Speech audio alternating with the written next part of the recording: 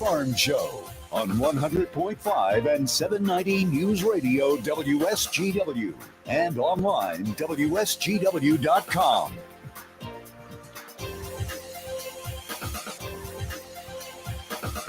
A mostly sunny good morning to you. I hope your day is going well for you, wherever you might be. Having a good day today. Back at Radio Center, Terry Henne along with Jonathan Dent. John, good morning. Good morning. Nice out there. Oh, yeah. Looking for, 67 degrees maybe this afternoon? Mid-60s? Oh, yeah. I saw 65, yeah. but 67 would be nice. Onward and upward. Yeah. That's the way it is. One last nice week, maybe. Temperatures and grain markets. We can handle that. We can do that. Yeah, we'll be touching base with Rick Hollister in just a moment or two. But right now, we do have a ways to go yet. Oh, yeah. Right now out at the airport, we're at 47. Downtown Midland also at 47. Here in Saginaw at Radio Center, we're at 48, though. Southwest wind at 12 miles an hour. So little breeze out there, and it's almost chilly. Yeah. Right now. Right now. And we did have a little bit of fog to contend with, but that's very typical for this time of the year, foggy conditions. As long as it moves out by about 8:30, 9 o'clock, then we're just fine. As far as our weather goes, a little bit cooler in northern Michigan. We did see some temperatures right around the 30, 32, 34 degree mark. But right now, and I mean yesterday, I don't think other than maybe 3 or 4 cities in the lower peninsula, we were all in the 60s yesterday. And it looks as though we're going to make it again today with plenty of sun, clear skies tonight. So things will cool down just a little bit. We should be at 37. I think we'll make it down to 39. So we're still going to be running above average as far as the nighttime lows go. And then tomorrow, once again, we'll be in the upper 60s. I'm going to say 68. There is a system that's up in Canada and a high pressure system over western Virginia. And the two of them working together is what's pulling the warmer air up at us. Not a lot of moisture in the air, but just enough so that we do have foggy conditions because it's mixing with that warmer water over the lakes. And that's what generates the fog this time of the year. 68 for a high tomorrow, 50 for a low tomorrow night. So it is going to be very spring-like. Yeah, nice evening there. Oh, yeah. Then on Thursday, we're looking again at more in the way of sun. We're going to crack the 70-degree mark on Thursday, and we'll only drop down to about 55 for a low on Thursday night. Then moving into Friday, once again, looks like 70, maybe 72, just a little bit warmer, but more in the way of clouds as we go through the day on Friday. And then Friday night with a low temperature of 60. Really? So, we're going to have a chance of some showers. I think the best chance is going to be after midnight on Friday night. Saturday right now looks to be the best chance of seeing any precipitation, but not a lot.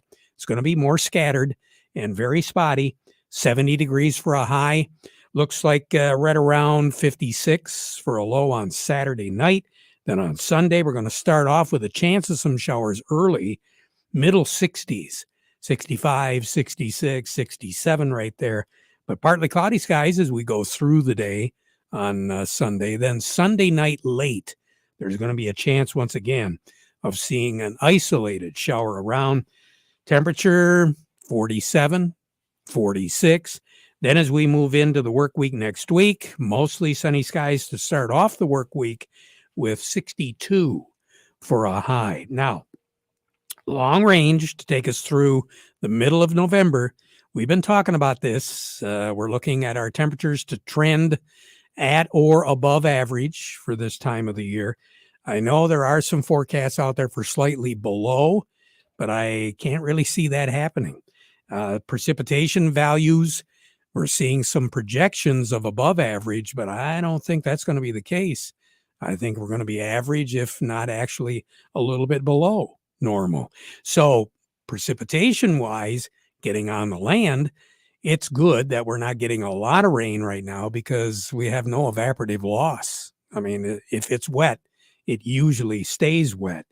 But the temperature is a little bit of a concern, especially with sugar beet harvest, because they're not able to pile those beets. They take the temperature of the beets. Now, I don't know if they take one of those little ray guns and hold it at the top of the bean. And oh, no, you're running a temperature. I don't think so, but they have a way of measuring the beets. And obviously, nighttime temperatures really play into the whole scenario, because if the beets are too warm, they go in the pile, you got a problem. Where are they in piling right now? Do you have any idea? Very little piling, and actually they're very systematic in that they're only going to receive beets for so long during the day, and then they shut it off so they don't. Again, it's all because of the temperatures of the sugar beets. They're really watching them close, because this year especially, not like the sugar beets, were throwaways before, but we really do need a good crop this year.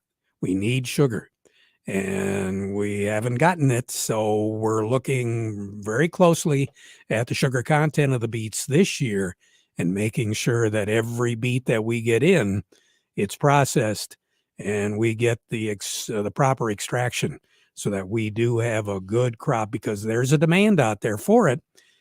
And last year especially, we had a tough year for getting enough sugar to fill all the demand that we had.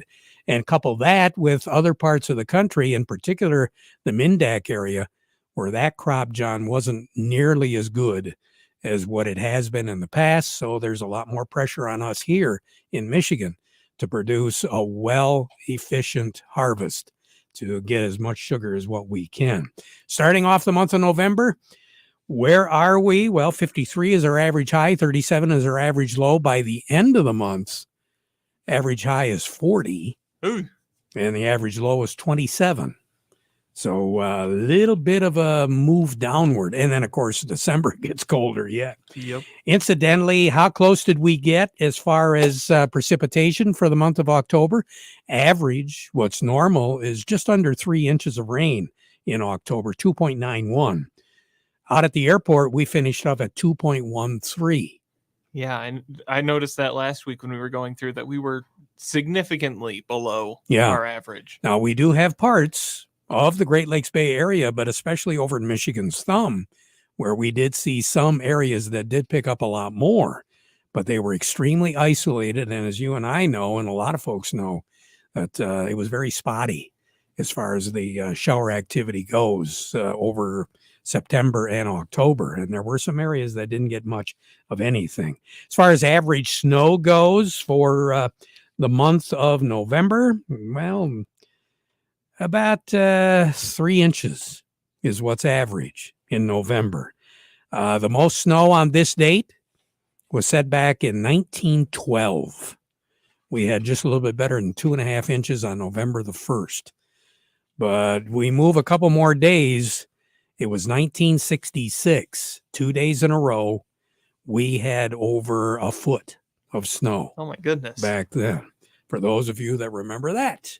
More on the weather as we go through incidentally, the record high in this state is 80. That was set back in 1950. The record low, 21, set in 1949. A year ago, our high was 49 and our low was 36. More on the weather, but we've got Rick Hollister standing by, right? We'll be talking with Rick Hollister from the Andersons for our market report today. But first, we want to remind you that our weather report is brought to you by Nutrien Ag Solutions. Nutrien Ag Solutions has the local expertise to recommend the corn, soybean, and other seed products that are the best fit for your field.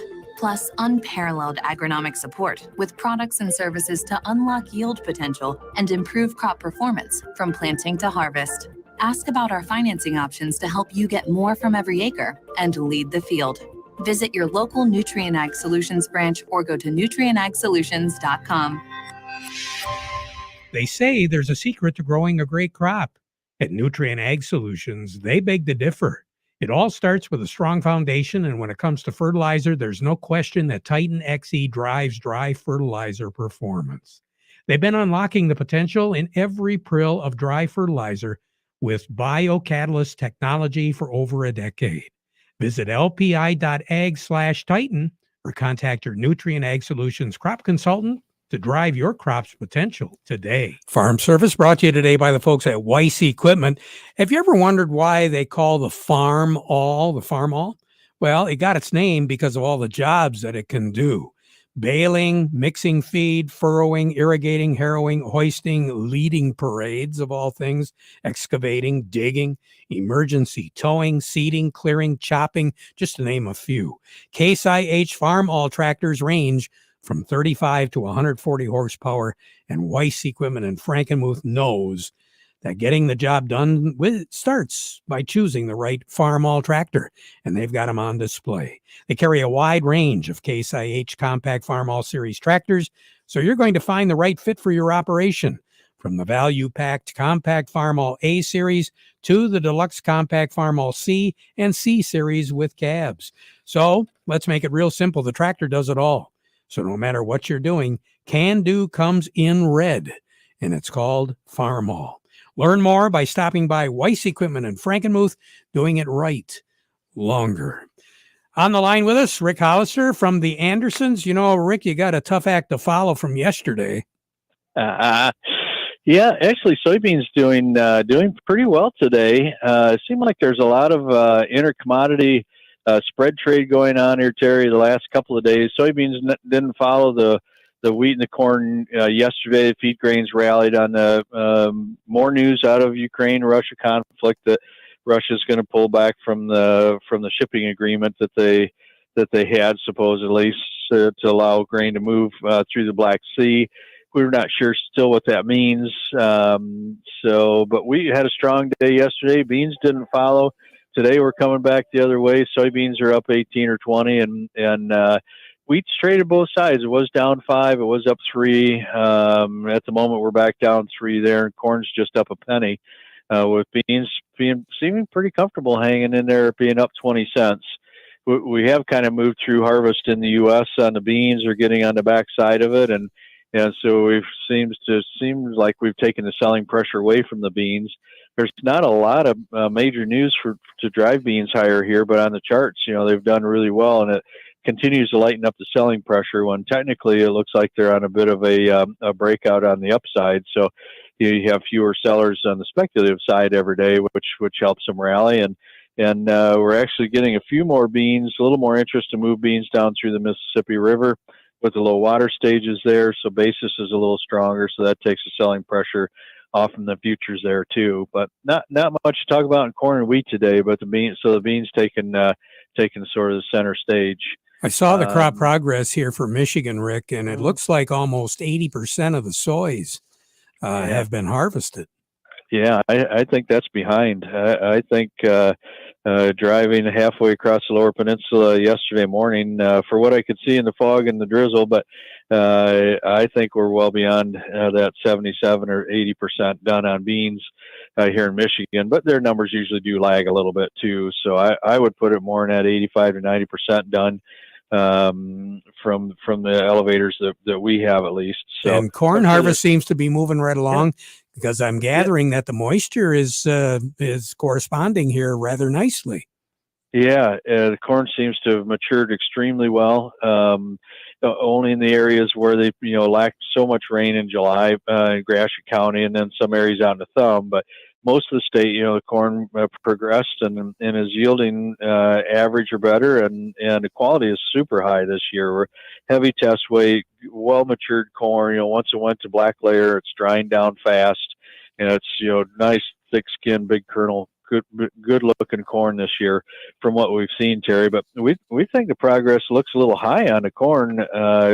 There's a lot of corn here in central Michigan that we haven't gotten started on yet, but there's areas in western Michigan and southern Michigan that they've been at it a little week or two more than we have on the corn harvest, but still seemed a little bit high. I think we've got a lot of corn harvest to get to here yet, right in front of us. So right now, what do you have on the board?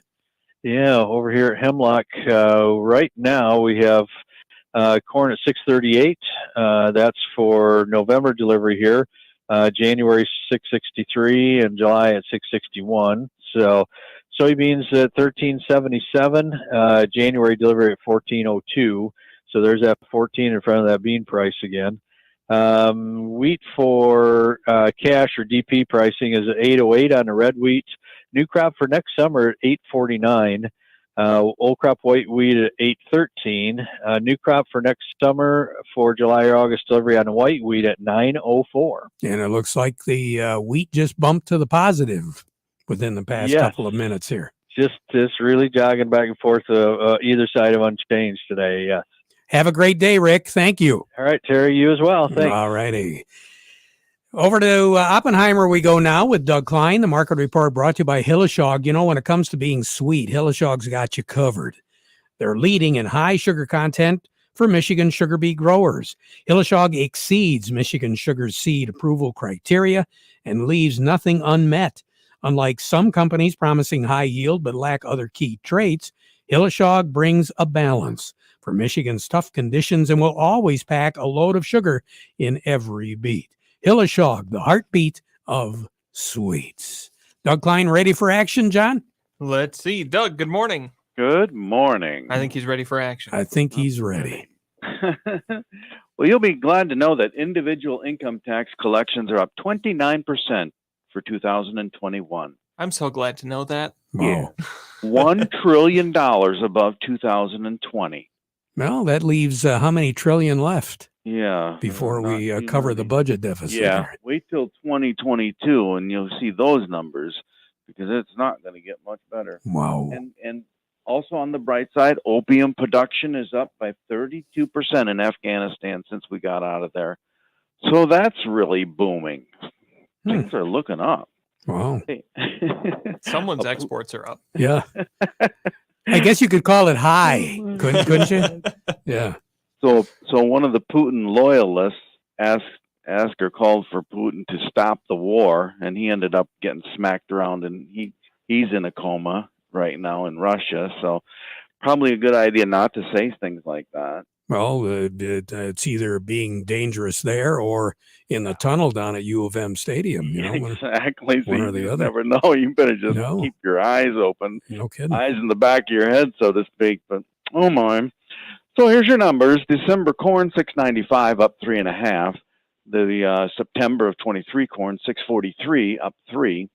November soybeans 1429.5 up 22.5. The March soybeans 1449.5 up 22, and the November of 23 soybeans 1386.75 up 13.25.